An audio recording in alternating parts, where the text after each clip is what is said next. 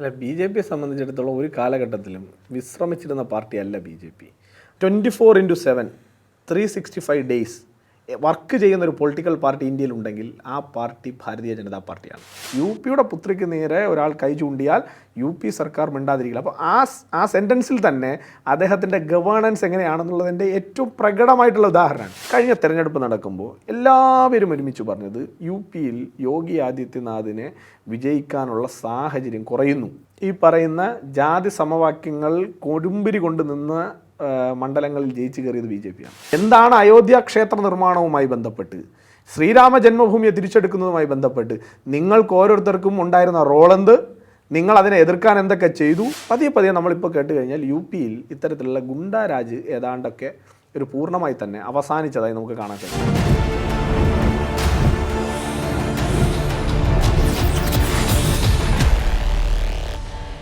നമസ്കാരം, ടോക്കിംഗ് പോയിന്റിലേക്ക് സ്വാഗതം.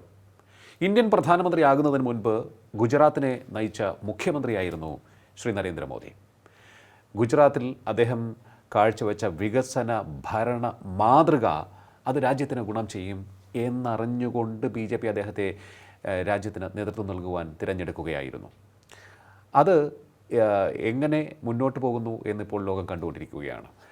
മറ്റൊരു നേതാവും ഇപ്പോൾ അതുപോലെ ഫോക്കസിലേക്ക് വരികയാണോ എന്ന് നമ്മൾ സംശയിച്ച് നിൽക്കുകയാണ്. എല്ലാവരും അതുമായി ബന്ധപ്പെട്ടുള്ള ചർച്ചകളുമായി മുന്നോട്ട് പോവുകയാണ്. മറ്റാരുമല്ല, യോഗി ആദിത്യനാഥ്.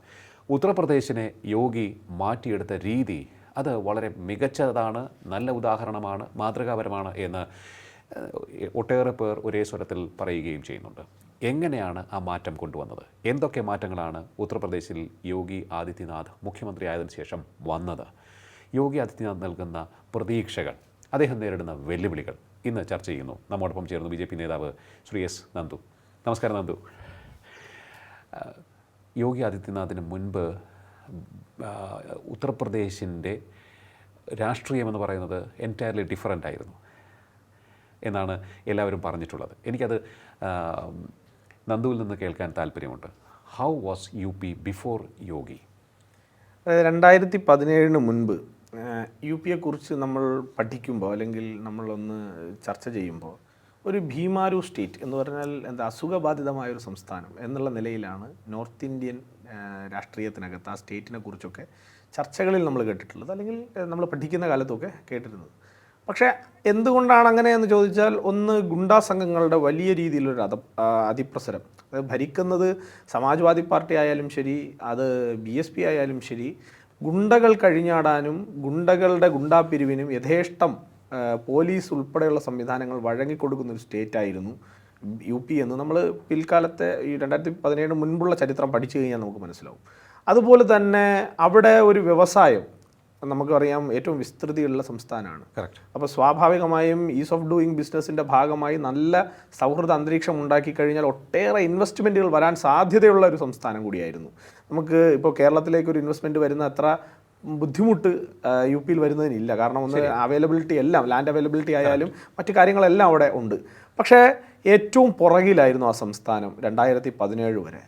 അത് കഴിഞ്ഞാൽ വിദ്യാഭ്യാസ രംഗത്ത് സ്കൂളുകളുടെ മെച്ചപ്പെടൽ ഏറ്റവും പുറകിലായിരുന്നു ആ സംസ്ഥാനം. അതുപോലെ തന്നെ നമ്മൾ നോക്കിക്കഴിഞ്ഞാൽ ഇൻഫ്രാസ്ട്രക്ചർ ഡെവലപ്മെൻറ്റ്, 1-2 എക്സ്പ്രസ് ഹൈവേകൾ ഉണ്ടായി എന്നുള്ളതിനപ്പുറത്ത് നല്ല മികച്ച റോഡുകളുടെ സംവിധാനം ഉണ്ടായിരുന്നു എന്ന് ചോദിച്ചാൽ മികച്ച റോഡുകളുടെ സംവിധാനം ഇല്ലാതിരുന്ന ഒരു സംസ്ഥാനമായിരുന്നു ഈ പറയുന്ന യു പി. അതുപോലെ നമുക്ക് ചൂണ്ടിക്കാണിക്കാൻ സാധിക്കുന്ന മറ്റൊരു മേഖല എന്ന് പറയുന്നത് അവിടുത്തെ സാധാരണപ്പെട്ട ജനങ്ങളുടെ അവർക്ക് കിട്ടേണ്ട ലഭ്യമാവേണ്ട സാമൂഹ്യ സുരക്ഷാ ആനുകൂല്യങ്ങൾ, ഇപ്പോൾ അത് പെൻഷൻ ആയാലും ശരി, അതുപോലെ തന്നെ റേഷൻ പ്രോസസ്സ് ആയാലും ശരി, ഇത്തരം കാര്യങ്ങളിലെല്ലാം ഇടനിലക്കാരുടെ വലിയ രീതിയിലുള്ളൊരു കൊള്ള നടന്നിരുന്ന സ്റ്റേറ്റായിരുന്നു യു പി. ഇന്ന് ആ 2017 നിന്ന് നമ്മൾ ഇന്ന് 2026 ചർച്ച നീളുമ്പോൾ യു പി എന്ന് പറയുന്നത് സീറോ ടോളറൻസ് സ്റ്റേറ്റായി മാറുകയാണ്. അതായത് ആരെങ്കിലും ഒരാൾ അവിടെ, ഇപ്പോൾ ബുൾഡോസർ രാജ് എന്നൊക്കെ പ്രതിപക്ഷം അദ്ദേഹത്തെ കളിയാക്കി വിളിക്കുമ്പോഴും, ഇപ്പോൾ പ്രതിപക്ഷ നേതാവായിട്ടുള്ള അഖിലേഷ് യാദവിനോട്, അല്ലെങ്കിൽ അഖിലേഷ് യാദവ് പ്രതിപക്ഷ നേതൃത്വത്തിന് നേതൃത്വം കൊടുക്കുന്ന അഖിലേഷ് യാദവാണ് അവിടെ. അഖിലേഷ് യാദവിൻ്റെ മകൾക്കെതിരെ ഒരാൾ മോശമായ രീതിയിലുള്ള ചില കാര്യങ്ങൾ പ്രചരിപ്പിക്കാൻ ശ്രമിച്ചപ്പോൾ അയാളെയും അറസ്റ്റ് ചെയ്തേ മതിയാകൂ എന്ന് ഓർഡർ ഇട്ടൊരു മുഖ്യമന്ത്രി, അതായത് എന്നെ നിരന്തരമായി സഭയ്ക്കും പുറത്തും എന്നെ എതിർക്കുന്ന ഒരാളെ പോലും അയാളുടെ കുടുംബത്തിലൊരു പ്രശ്നമുണ്ടായാലും അത് UPയുടെ പുത്രിയാണ്, അദ്ദേഹത്തിൻ്റെ മകളെ മോശമാക്കിയിട്ടുള്ള ഒരു സൈബർ ബുള്ളിങ് നടന്നിരുന്നു ഇടയ്ക്ക്. അപ്പോൾ അദ്ദേഹത്തിൻ്റെ വാചകം ഇങ്ങനെയാണ്, ആ കുട്ടി UPയുടെ പുത്രിയാണ്, UPയുടെ പുത്രിക്ക് നേരെ ഒരാൾ കൈ ചൂണ്ടിയാൽ UP സർക്കാർ മിണ്ടാതിരിക്കില്ല. അപ്പോൾ ആ സെൻറ്റൻസിൽ തന്നെ അദ്ദേഹത്തിൻ്റെ ഗവേണൻസ് എങ്ങനെയാണെന്നുള്ളതിൻ്റെ ഏറ്റവും പ്രകടമായിട്ടുള്ള ഉദാഹരണമാണ്. അപ്പോൾ അവിടെ ഒട്ടേറെ ഗുണ്ടാ സംഘങ്ങൾ ഉണ്ടായിരുന്നു, അവർക്ക് ഏറാൻ മോളിൽ നിന്നിരുന്ന ഒരു പോലീസ് സംവിധാനം ഉണ്ടായിരുന്നു. അദ്ദേഹം പൂർണ്ണമായും അതിനെ ഉടച്ചു വാർത്തു. അദ്ദേഹം പോലീസ് സംവിധാനത്തോട്, എൻ്റെ പോലീസ് സംവിധാനത്തോട് പറഞ്ഞത് ഒന്നെങ്കിൽ ഗുണ്ടകളോടൊപ്പം അല്ലെങ്കിൽ സംസ്ഥാനത്തിനോടൊപ്പം എവിടെ നിൽക്കാമെന്നുള്ളതായിരുന്നു ആദ്യത്തെ ചോദ്യം. അതിൽ ഒട്ടേറെ ശുദ്ധീകരണ പ്രക്രിയകൾ അദ്ദേഹം നടപ്പിലാക്കി. അത്തരം ചില പോലീസ് സ്റ്റേഷനുകൾ ഗുണ്ട രാജ് നടക്കുന്ന പോലീസ് സ്റ്റേഷനുകളായിരുന്നു. അത്തരം പോലീസ് സ്റ്റേഷനുകളെ അദ്ദേഹം കൃത്യമായി ഒരു റെഡ് അലർട്ടിൽ നിർത്തി, കൃത്യമായി അദ്ദേഹം ഒരു ടീമിനെ തീരുമാനിച്ച് കൃത്യമായി അതിനെയൊക്കെ മാറ്റേണ്ടവരാണെങ്കിൽ, ഒഴിവാക്കേണ്ടവരാണെങ്കിൽ സർവീസിൽ നിന്ന് ഒഴിവാക്കി തന്നെ വിട്ടു. ഒരു തരത്തിലുള്ള പ്രതിഷേധങ്ങളെയും അദ്ദേഹം വകവച്ചില്ല. അദ്ദേഹം പറഞ്ഞത് ഒരു സംസ്ഥാനത്തിൻ്റെ ആഭ്യന്തര സുരക്ഷ എന്ന് പറയുന്നത് ഈ പറയുന്ന സംസ്ഥാനത്തെ പോലീസ് സംവിധാനം കൃത്യമാവണം. പോലീസ് സംവിധാനം കൃത്യമായാലാണ്, ജനങ്ങൾക്ക് സ്വൈര്യമായി നാട്ടിലിറങ്ങി നടക്കാൻ സാധിച്ചാലാണ്, ജനങ്ങളുടെ ജീവനും സ്വത്തിനും സംരക്ഷണം ഉണ്ടായാലാണ് ഒരു സംസ്ഥാനമായാലും ഒരു രാജ്യമായാലും ആ രാജ്യം സുന്ദരമാവാൻ വേണ്ടി പോകും, അല്ലെങ്കിൽ സംസ്ഥാനം സുന്ദരമാവാൻ വേണ്ടി പോകും. അപ്പോൾ അദ്ദേഹം ആദ്യം തന്നെ പോലീസ് സംവിധാനത്തെ, എൻറ്റയർ പോലീസ് സംവിധാനത്തെ വിശ്വാസത്തിലെടുക്കേണ്ടവരെ മുഴുവൻ വിശ്വാസത്തിലെടുത്ത് നിർത്തിക്കൊണ്ട്, ന്യായമായി ജോലി ചെയ്തവരെല്ലാം കൂടെ നിർത്തിക്കൊണ്ട്, എന്നാൽ അന്യായമായി നിന്നവരെയെല്ലാം, ഗുണ്ടകൾക്ക് ഏറാൻ മൊളികളായി നിന്നവരെ മുഴുവൻ ആ സർവീസിൽ നിന്ന് ആദ്യം അദ്ദേഹം പിരിച്ചുവിട്ടു. അതിനുശേഷം ഗുണ്ടകളോട് അദ്ദേഹം ഒരു കൃത്യമായ വാണിംഗ് പറഞ്ഞു, സർക്കാരിൻ്റെ ഉടമസ്ഥതയിലുള്ള ഏതെങ്കിലും സ്ഥലം നിങ്ങൾ പിടിച്ചു വെച്ചിട്ടുണ്ടെങ്കിൽ അടിയന്തരമായി തിരിച്ചു കൊടുക്കണം. അതിന് അദ്ദേഹം ഒരു ടൈം സ്പാൻ നിശ്ചയിച്ചു എന്നാണ് ഞാൻ ഓർക്കുന്നത്.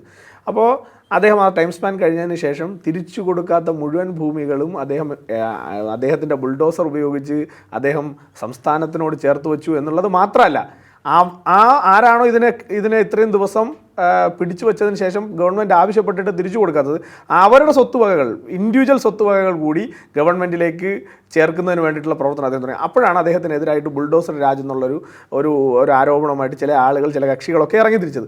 പക്ഷേ അദ്ദേഹം അതിനെ ഒന്നും വില വെച്ചില്ല. അദ്ദേഹം കൃത്യമായി, ഇന്ന് നിങ്ങൾ നോക്കിക്കഴിഞ്ഞാൽ UP ഏറ്റവും സുരക്ഷിതമായിട്ടുള്ളൊരു സംസ്ഥാനമാണ്.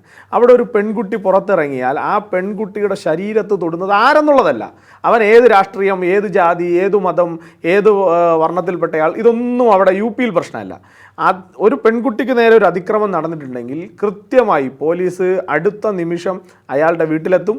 ആ വീട്ടിൽ നിന്ന് അയാളെ എടുത്തുകൊണ്ട് ജയിലിലേക്ക് കൊണ്ടുപോകും. കൃത്യമായ നിയമപരമായിട്ടുള്ള നടപടികൾ സ്വീകരിക്കുന്ന ഒരു സംസ്ഥാനമായി UP മാറി. പതിയെ നമ്മളിപ്പോൾ കേട്ട് കഴിഞ്ഞാൽ UPയിൽ ഇത്തരത്തിലുള്ള ഗുണ്ടാരാജ് ഏതാണ്ടൊക്കെ ഒരു പൂർണ്ണമായി തന്നെ അവസാനിച്ചതായി നമുക്ക് കാണാൻ സാധിക്കും. അത് കഴിഞ്ഞാൽ ഇതിപ്പോൾ ഞാൻ എൻ്റെ ഒരു അനുഭവം കൂടി പറയാം. ഞാനൊരു ഉത്തർപ്രദേശിൽ ഇൻവെസ്റ്റ്മെൻറ്റ് നടത്തിയിട്ടുള്ള മലയാളി ദമ്പതികൾ, അവരോട് സംസാരിച്ചു. അവർ നമ്മുടെ രാജ്യത്ത് ഇപ്പോൾ എല്ലാം ജാതി അല്ലെങ്കിൽ റിലീജിയൻ നോക്കിയാണ് രാഷ്ട്രീയം ആദ്യം പറയുന്നത്. മതം നോക്കി ആക്ഷേപിക്കുകയും അഭിപ്രായം പറയുകയും ചെയ്യുന്ന ഒരു സാഹചര്യത്തിലേക്ക് അധപ്പതിച്ചു കുറേയേറെ നമ്മുടെ കേരളത്തിൽ. അതുകൊണ്ടാണ് ഞാൻ പറയുന്നത്, അത് ക്രിസ്ത്യൻസ് ആയിരുന്നു, ക്രിസ്തുമത വിശ്വാസികളായിരുന്നു. അവർ അവിടെ ഇൻവെസ്റ്റ്മെൻറ്റ് നടത്തി. ഞാൻ അവരോട് ചോദിച്ചു, നിങ്ങൾ എന്ത് ധൈര്യത്തിലാണ്, കാരണം പലരുടെയും പെർസെപ്ഷൻ വ്യത്യസ്തമായിരിക്കും, ഇൻവെസ്റ്റ്മെൻറ്റ് നടത്താൻ ധൈര്യം കിട്ടിയത് എങ്ങനെ എന്ന് ചോദിച്ചു. കാരണം അവിടെ നമ്മുടെ നാട്ടിലെ മാധ്യമങ്ങളൊക്കെ റിപ്പോർട്ട് ചെയ്യുന്നത് യോഗിയെക്കുറിച്ച് വളരെ നെഗറ്റീവായിട്ടുള്ള രീതിയിലുള്ള റിപ്പോർട്ടുകളാണ് പുറത്ത് വന്നുകൊണ്ടിരുന്നത് അന്നൊക്കെ. അപ്പോൾ ഞാൻ ചോദിച്ചു, അപ്പോൾ അവർ പറഞ്ഞത്, നിങ്ങൾക്ക് എന്തറിയാം UPയെക്കുറിച്ച്, ഇവിടുത്തെ മീഡിയ റിപ്പോർട്ട്സ് നിങ്ങൾ കേൾക്കേണ്ട കാര്യമില്ല, നിങ്ങൾക്ക് അറിയണമെന്നുണ്ടെങ്കിൽ അവിടേക്ക് പോകണം. ഞങ്ങൾ അവിടെ കണ്ട് ഒരു 10 വർഷത്തെ ഡിഫറൻസിൽ ഞാൻ അവിടെ പോയപ്പോൾ അത്ഭുതപ്പെടുത്തുന്ന മാറ്റമാണ് UPയിൽ സംഭവിച്ചതെന്നാണ് അവർ പറഞ്ഞത്. ഇൻഫ്രാസ്ട്രക്ചർ, അതുപോലെ തന്നെ ക്രമസമാധാനം. നിങ്ങൾക്ക് പണമുണ്ട്, ശരിയായ രീതിയിൽ ഇൻവെസ്റ്റ്മെൻറ്റ് നടത്തി ബിസിനസ് ചെയ്യാൻ ആഗ്രഹിക്കുന്നവരാണെങ്കിൽ ധൈര്യമായി അങ്ങോട്ട് പോകാം, അവിടെ ഒരു പ്രശ്നവുമില്ല. ഈ പണ്ട് ഗുണ്ടാരാജായിരുന്നു, എല്ലാം തുടച്ച് വൃത്തിയാക്കി നിങ്ങൾക്ക് ഇൻവെസ്റ്റ്മെൻറ്റ് ചെയ്ത് നന്നായി ബിസിനസ് ചെയ്യാൻ സാധിക്കുന്ന സാഹചര്യമുണ്ടെന്ന് കേട്ടു. അപ്പോൾ ഇത് കേട്ടപ്പോൾ എനിക്ക് അത്ഭുതമായി. ഞാൻ മറ്റ് മാധ്യമപ്രവർത്തകരോടൊക്കെ തന്നെ, ഡൽഹിയിലുള്ള മാധ്യമപ്രവർത്തകരോടൊക്കെ അന്വേഷിച്ചപ്പോഴാണ് മനസ്സിലായത് ഇത്തരത്തിലുള്ള മാറ്റം വന്നു എന്ന്. അപ്പോൾ അത് ഒരു രാഷ്ട്രീയ വേർതിരിവില്ലാതെ നോക്കുകയാണെന്നുണ്ടെങ്കിൽ അങ്ങനെ കാണാൻ സാധിക്കും എന്നാണ് മനസ്സിലാക്കേണ്ടത്. തീർച്ചയായിട്ടും നമ്മുടെ ചിന്തകൾ അല്ലെങ്കിൽ നമ്മുടെ താല്പര്യം, ആ താല്പര്യം ഈ സംസ്ഥാനത്തിൻ്റെ പുരോഗതിയാണെങ്കിൽ രാഷ്ട്രീയ ഭേദമന്യേ നമ്മളതിനു വേണ്ടി പ്രവർത്തിക്കാൻ തയ്യാറാണ്. ഞാൻ അതുകൊണ്ടാണ് അദ്ദേഹത്തിന് രാഷ്ട്രീയം ഉണ്ട്. അദ്ദേഹം BJPയുടെ പ്രധാനപ്പെട്ട ഒരു നേതാവാണ്, BJPയുടെ ലീഡർഷിപ്പിൽ നിൽക്കുന്ന നേതാവാണ്, BJPയുടെ മുഖ്യമന്ത്രിയാണ്. പക്ഷേ അദ്ദേഹം പറഞ്ഞത്, ഞാൻ അതുകൊണ്ടാണ് അത് പറഞ്ഞത്, അഖിലേഷ് യാദവിൻ്റെ മകളുടെ ഇൻസിഡൻറ്റ് ഞാൻ താങ്കളോട് പറഞ്ഞത്, അദ്ദേഹത്തെ സംബന്ധിച്ചിടത്തോളം UP എന്ന് പറയുന്ന സംസ്ഥാനത്തിൻ്റെ പുരോഗതിയിലേക്ക് നടക്കുമ്പോൾ അവിടെ ഒരു ഭാഗത്തും രാഷ്ട്രീയമായിട്ടുള്ള വേർതിരിവ് അദ്ദേഹത്തിനില്ല. താങ്കൾ ഇപ്പോൾ ഒരു എതിർ രാഷ്ട്രീയത്തിൽ പ്രവർത്തിക്കുന്നയാളാണ്, പക്ഷേ താങ്കൾ UPയുടെ വികസനത്തിൽ സംഭാവന ചെയ്യാൻ തയ്യാറാണെങ്കിൽ താങ്കളെയും ചേർത്ത് നിർത്തി മുന്നോട്ട് പോകും. അത് BJPയുടെ ഒരു ഓൾ ഇന്ത്യ കൺസെപ്റ്റ് അങ്ങനെയാണ്. BJP ഇപ്പോൾ നരേന്ദ്രമോദിജി അടക്കമുള്ള BJPയുടെ എൻറ്റയർ ലീഡർഷിപ്പിൻ്റെ നിലപാടാണ്. അത് രാഷ്ട്രം മുന്നോട്ട് പോകാൻ ആരൊക്കെ കൂടെയുണ്ടോ അവരെ എല്ലാം ചേർത്ത് നിർത്തി രാഷ്ട്രത്തെ മുന്നോട്ട് കൊണ്ടുപോകുക. ഇതാണ് നമ്മുടെ പെർസെപ്ഷൻ. അപ്പോൾ സ്വാഭാവികമായും അങ്ങനെയുള്ള ഒരു ആശയധാരയിൽ നിന്ന് വരുന്ന UPയുടെ മുഖ്യമന്ത്രിക്കും അതിൽ നിന്ന് ഭിന്നമായി നടക്കാൻ സാധിക്കില്ല എന്നുള്ളതാണ്.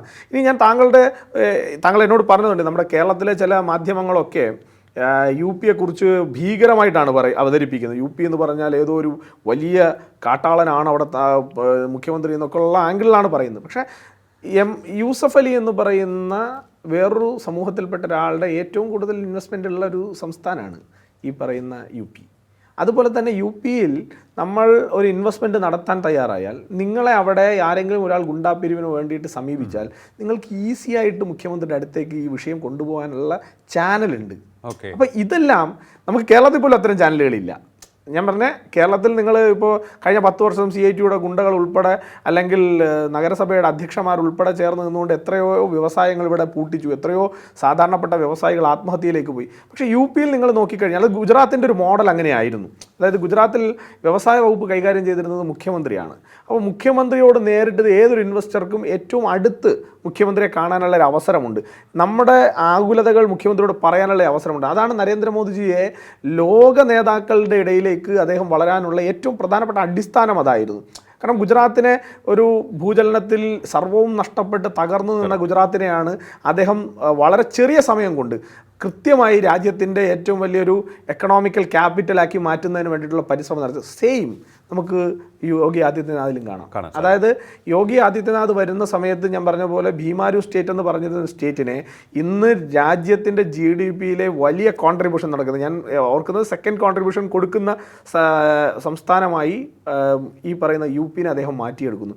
അതേപോലെ അതിൻ്റെ പെർ ക്യാപിറ്റ ഇൻകം മുമ്പ് എനിക്ക് തോന്നുന്നു വളരെ ചെറിയൊരു തുകയായിരുന്നെങ്കിൽ എനിക്ക് തോന്നുന്നു 30 ലക്ഷം കോടിയോ അങ്ങനെ എന്തായിരുന്നത്, ഇപ്പോൾ അതിൻ്റെ 8 ഇരട്ടിയിലേക്ക് എങ്ങാണ്ടോ വളർന്നു വന്നിട്ടുള്ള പെർ ക്യാപിറ്റ ഇൻകം 8 ഇരട്ടിയിലേക്ക് എങ്ങാണ്ടോ വളർന്നു വന്നിട്ടുണ്ട്. അപ്പോൾ അദ്ദേഹത്തിൻ്റെ ഇൻഫ്രാസ്ട്രക്ചർ വികസനം, ഇപ്പോൾ റോഡുകളുടെ അടിസ്ഥാന നിലവാരത്തിലുള്ള ഗുണമേന്മയിലുള്ള റോഡുകൾ നിർമ്മിക്കുന്നതിൽ അദ്ദേഹം കാണിച്ചിട്ടുള്ള ഒരു കൃത്യമായ ഇടപെടൽ. അതായത് ഇപ്പോൾ നമ്മുടെ ഏതെങ്കിലും ഒരു കോൺട്രാക്ടർ ഒരു വർക്ക് എടുത്താൽ, ഇപ്പോൾ നമുക്ക് കേരളത്തിൻ്റെ സാഹചര്യത്തിൽ വേണമെങ്കിൽ അത് പരിശോധിക്കാം. കോൺട്രാക്ടർ വർക്ക് എടുത്ത് 5 വർഷം കഴിയുന്നതിനിടയ്ക്ക് എന്തെങ്കിലും തരത്തിലുള്ള പ്രശ്നമുണ്ടായാൽ ഈ കോൺട്രാക്ടർ അത് ചെയ്തു കൊടുക്കണം. അത് ചെയ്തു കൊടുത്തില്ലെങ്കിൽ ഇയാൾക്കെതിരെ പോലീസ് കേസ് ഉണ്ടാവും, ഇയാൾക്കെതിരെ ഗവൺമെൻറ് കേസ് ഉണ്ടാവും, കൃത്യമായി ഇയാൾ ബ്ലാക്ക് ലിസ്റ്റ് ചെയ്യപ്പെടും.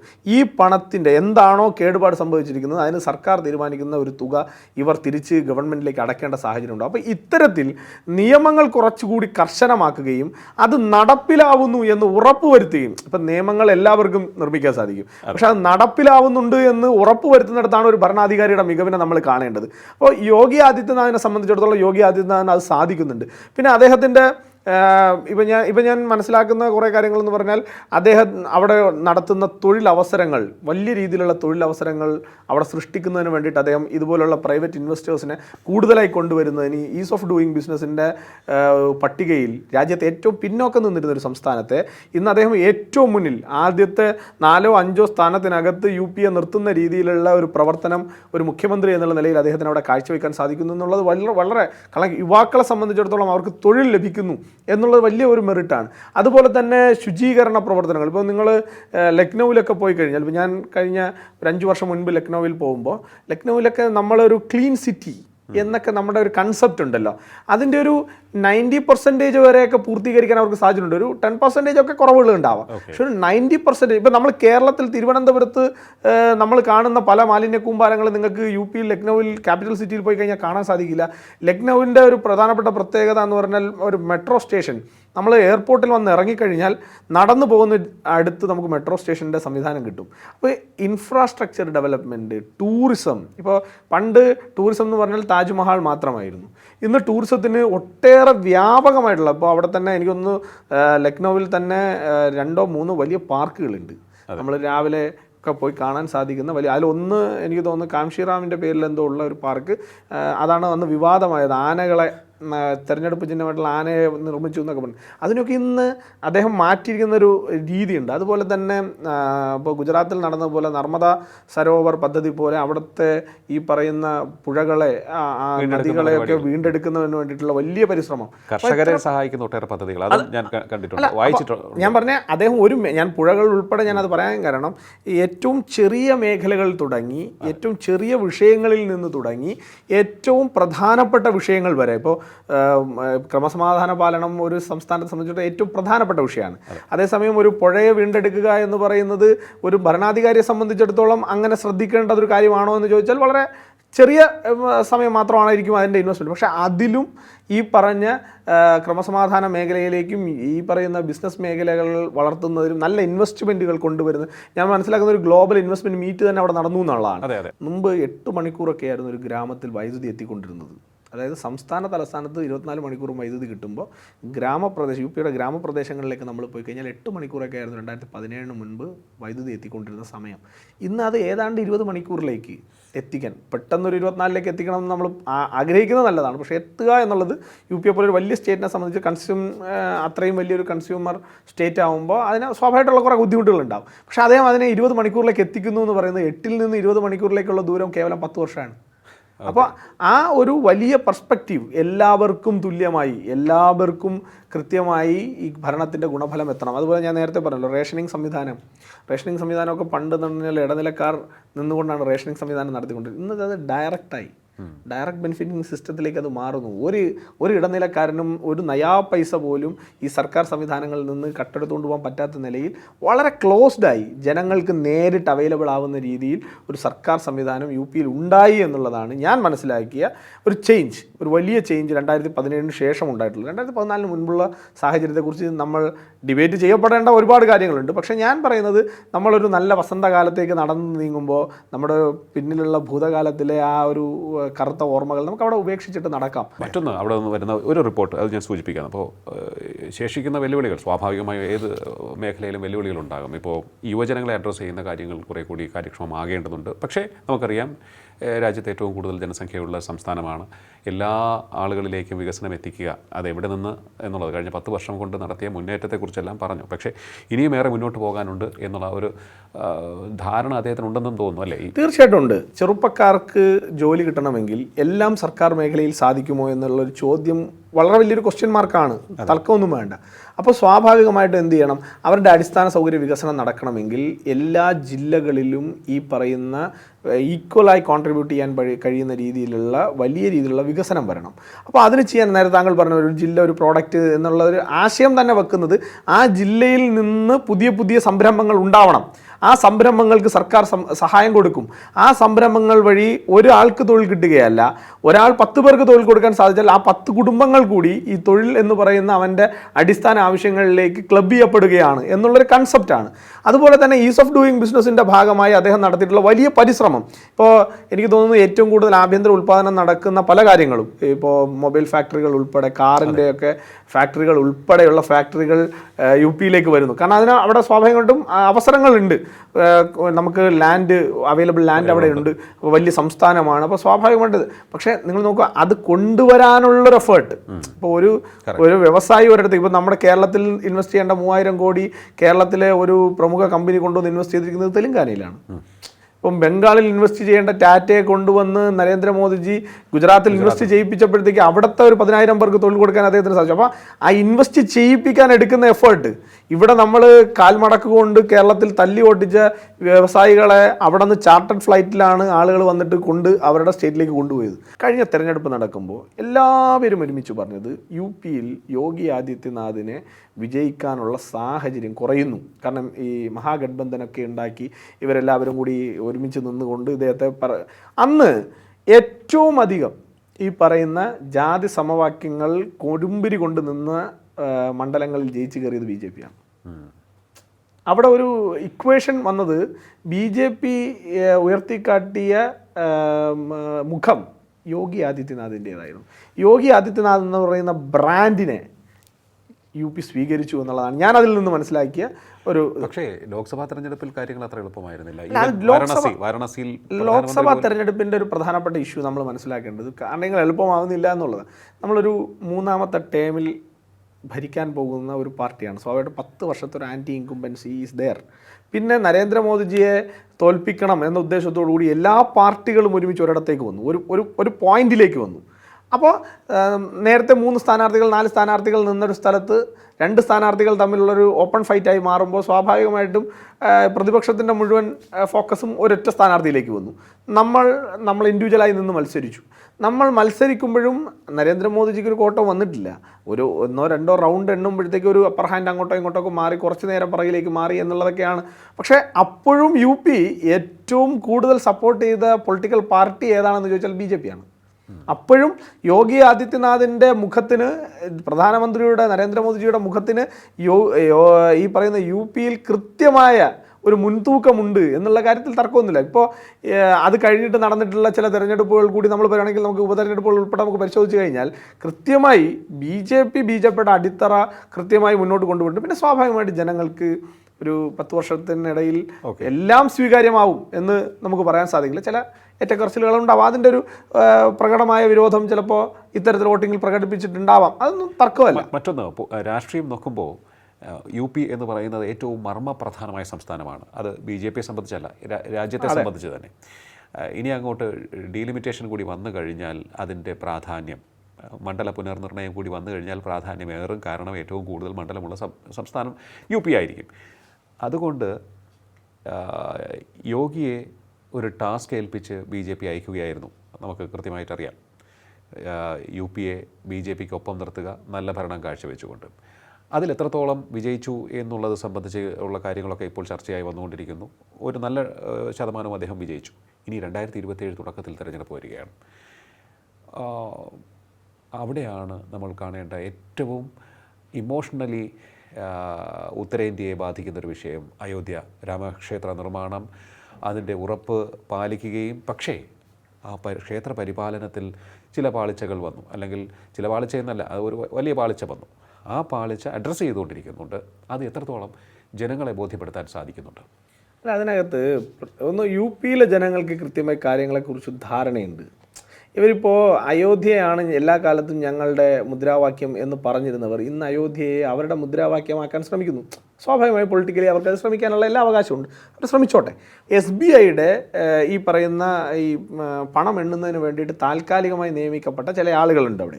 അവരാണ് ഈ പണം എണ്ണി തിട്ടപ്പെടുത്തി ഇത് SBIക്ക് കൈമാറുകയും SBIയുടെ അക്കൗണ്ടിലേക്ക് പോവുകയാണ് ചെയ്യുന്നത്. അല്ലാതെ ഇത് ട്രസ്റ്റ് സൂക്ഷിക്കുന്നതല്ല. അപ്പോൾ ഇതിന് താൽക്കാലികമായി തീരുമാനിച്ച ചില ആളുകൾ ഇതിനകത്ത് നിന്ന് പണം അപഹരിച്ചു എന്നുള്ളത് കണ്ടെത്തുന്നതിന് ഒരു വേണമെങ്കിൽ നിങ്ങൾക്കൊരു സൂപ്പർവൈസിങ് ലോസ് സംഭവിച്ചു എന്ന് വേണമെങ്കിൽ കുറ്റം പറയാം. ആ കുറ്റം ഞങ്ങൾ ഏറ്റെടുക്കാം, ഞങ്ങൾക്ക് ഒരു വിരോധമില്ല ആ കാര്യത്തിൽ. ചമ്പത് റായ് ഉൾപ്പെടെയുള്ള അതിൻ്റെ സീനിയർ ആയിട്ടുള്ള ആളുകളൊക്കെ തന്നെ പറഞ്ഞു ഇതിനകത്ത് ഞങ്ങൾക്ക് അങ്ങനെ ഒരു നോട്ടക്കുറവ് ഉണ്ടായിട്ടുണ്ട് എന്ന് നമ്മൾ കൃത്യമായി. പക്ഷേ അത് കണ്ടെത്തിയതാരാണ്? ആ നോട്ടക്കുറവ് ഉണ്ടായി എന്നുള്ളതും കണ്ടെത്തിയതാരാണ്? അവിടുത്തെ ട്രസ്റ്റാണ് കണ്ടെത്തിയത്. ട്രസ്റ്റ് കണ്ടെത്തി സർക്കാരിനോട് ആവശ്യപ്പെട്ടാണ് SIT രൂപീകരിച്ചിട്ടുള്ള അന്വേഷണം നടന്നത്. ആ അന്വേഷണം നടത്തിയതാരാണ്? UP പോലീസാണ്, യോഗി ആദിത്യനാഥിൻ്റെ പോലീസാണ്. അപ്പോൾ യോഗി ആദിത്യനാഥിൻ്റെ പോലീസിനോട് നമ്മൾ തന്നെ പറഞ്ഞ ഒരു പരാതിയുടെ അടിസ്ഥാനത്തിൽ അന്വേഷണം നടത്തി കൃത്യമായി അതിലെ പ്രതികളെ അറസ്റ്റ് ചെയ്തു. SP ആണെന്ന് തോന്നുന്നു സ്ഥാനാർത്ഥിയെ നേരത്തെ പ്രഖ്യാപിച്ചിട്ട് അയോധ്യയാണ് ഞങ്ങളുടെ ടാർഗറ്റ് എന്ന് പറയുമ്പോൾ എന്താണ് അയോധ്യ ക്ഷേത്ര നിർമ്മാണവുമായി ബന്ധപ്പെട്ട്, ശ്രീരാമ ജന്മഭൂമിയെ തിരിച്ചെടുക്കുന്നതുമായി ബന്ധപ്പെട്ട് നിങ്ങൾക്ക് ഓരോരുത്തർക്കും ഉണ്ടായിരുന്ന റോളെന്ത്, നിങ്ങൾ അതിനെ എതിർക്കാൻ എന്തൊക്കെ ചെയ്തു, അതിൻ്റെ ഭാഗമായിട്ടുള്ള കർഷകരെ നിങ്ങൾ എങ്ങനെ നേരിട്ടു, അവരെ ഏതു തരത്തിൽ വേട്ടയാടി, ഇത് കിട്ടാനുള്ള സാഹചര്യം ഈ ക്ഷേത്രം നമുക്ക് അല്ലെങ്കിൽ രാമജന്മഭൂമി നമുക്ക് കിട്ടാനുണ്ടായിരുന്ന അവസരമുണ്ടായിരുന്നപ്പോൾ എന്തായിരുന്നു കോൺഗ്രസിൻ്റെ നിലപാട്, എന്തായിരുന്നു SP-യുടെ നിലപാട്, ആ സംസ്ഥാനത്തെ ഭരിച്ചിരുന്ന ഈ മാറി മാറി ഭരിച്ചിട്ടുള്ള SP-യും BSPയും കോൺഗ്രസും ചേർന്ന ത്രയം എങ്ങനെയാണ് രാമഭക്തരോട് പെരുമാറിയതെന്നൊക്കെ ഞങ്ങൾക്ക് വരും ദിവസങ്ങളിൽ UPയിൽ ചർച്ച ചെയ്യിപ്പിക്കേണ്ടി വരും. ഞങ്ങൾ ചർച്ച ചെയ്യിപ്പിക്കും, രാജ്യത്താകമാനം ചർച്ച ചെയ്യിപ്പിക്കും. ഞങ്ങൾക്കതിലൊരു ഭയമില്ല, ഞങ്ങൾക്കൊരു പേടിയില്ല. എനിക്ക് തോന്നുന്നു ഏറ്റവും വെല്ലുവിളി നിറഞ്ഞ ഒരു രാഷ്ട്രീയ സാഹചര്യത്തിലൂടെയാണ് കടന്നു പോകുന്നത് എന്ന് തോന്നുന്നു BJPയെ സംബന്ധിച്ച് രാജ്യം. ഇപ്പോൾ CJPയുടെ സമരം അതാണ് ഞാൻ ഉദ്ദേശിച്ച ഒന്ന്.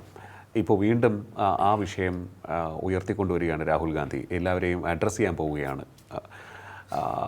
യുവാക്കൾ നമുക്കറിയാം കഴിഞ്ഞ 10 വർഷം കൊണ്ട് യു പിയുടെ കാര്യമെടുക്കുകയാണെങ്കിൽ 10 വർഷം, രാജ്യത്തിൻ്റെ കാര്യമെടുത്ത് നോക്കുകയാണെങ്കിൽ 10-12 വർഷം BJP ഭരിച്ചുകൊണ്ടിരിക്കുകയാണ്. അപ്പോൾ ഈ 10 വർഷം കൊണ്ട് ജനിച്ച് വളർന്ന അതായത് ഇപ്പോൾ ഒരു 10-12 വയസ്സുള്ളവർക്കൊക്കെ BJP ഭരണത്തെക്കുറിച്ച് മാത്രമാണ് അറിവുണ്ടാവുക. മുൻപ് എങ്ങനെയായിരുന്നു എന്ന് അവർക്ക് അറിയില്ല.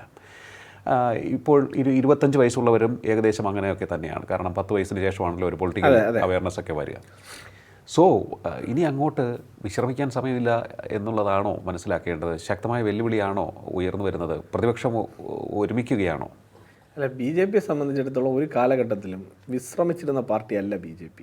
അത് ഞങ്ങൾ ആദ്യമായി 2 പേർ അകത്ത് കയറിയ ദിവസം മുതൽ ഇന്ന് ഞങ്ങൾക്ക് വലിയ ഭൂരിപക്ഷത്തോടു കൂടി ഈ രാജ്യത്തെ ഭരിക്കാൻ അവസരം കിട്ടുമ്പോഴും BJPയുടെ ഓരോ പ്രവർത്തകനും ഓരോ ദിവസവും അവനെ ഏൽപ്പിക്കുന്ന സംഘടനാ പ്രവർത്തനം അല്ലെങ്കിൽ വ്യക്തി ജീവിതത്തിൽ അവൻ കാണിക്കേണ്ട പൊതുപ്രവർത്തനം കൃത്യമായി ചെയ്യുന്നൊരു പാർട്ടിയാണ്. അതായത് 24/7 365 ഡേയ്സ് വർക്ക് ചെയ്യുന്നൊരു പൊളിറ്റിക്കൽ പാർട്ടി ഇന്ത്യയിലുണ്ടെങ്കിൽ ആ പാർട്ടി ഭാരതീയ ജനതാ പാർട്ടിയാണ്, സംശയം വേണ്ട.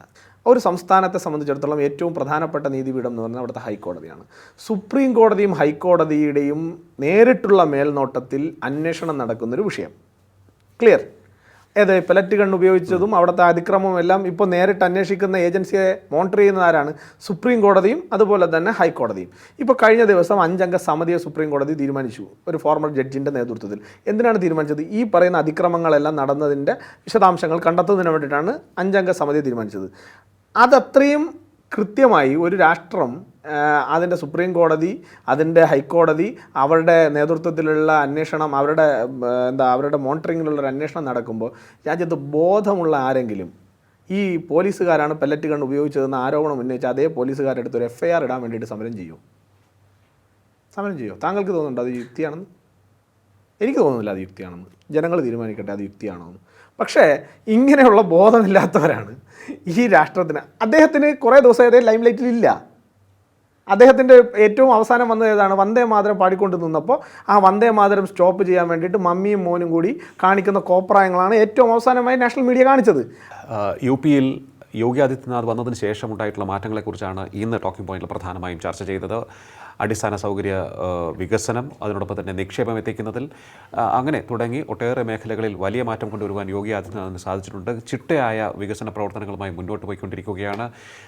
കൃത്യമായ വിവാദങ്ങൾ ജനങ്ങൾക്ക് ഇടയിൽ ബോധ്യപ്പെടുത്തുവാൻ, ഉയർന്നു വന്ന വിവാദങ്ങളെക്കുറിച്ച് ഒരു ബോധ്യപ്പെടുത്തൽ നടത്തുവാനും അദ്ദേഹത്തിന് സാധിച്ചിട്ടുണ്ട്. അത് സാധിച്ചുകൊണ്ടിരിക്കുകയാണ് എന്നും BJP നേതൃത്വം വിശ്വസിക്കുന്നുണ്ട്. എന്തായാലും വരുന്ന 2027 തുടക്കത്തിൽ നടക്കാൻ പോകുന്ന തിരഞ്ഞെടുപ്പിനെ ആത്മവിശ്വാസത്തോടുകൂടി നേരിടുവാൻ തയ്യാറായിരിക്കുകയാണ് യോഗി ആദിത്യനാഥ്.